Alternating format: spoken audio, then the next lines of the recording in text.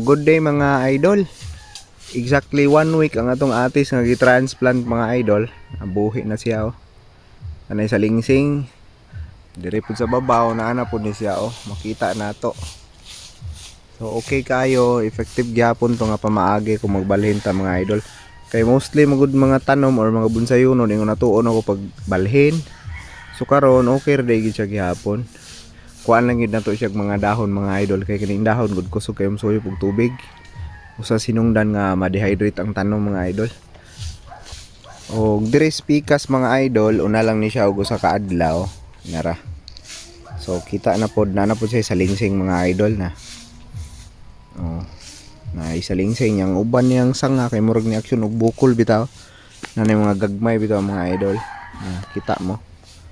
Ay sa atong klaro. Kani ba mga idol nawa? May mga burot kana mga idol oh. Aksyon siya burot na. Sa dere oh na. Aksyon siya burot. So sa lingsing na siya mga idol. Nya kaning period niya mga idol ampinganan kay ni. Kay once matandog may patay gini siya mga idol. So ato lang ni siyang ampingan nya. Pasalamat ta sige ra pod ulan mga idol. So kana lang.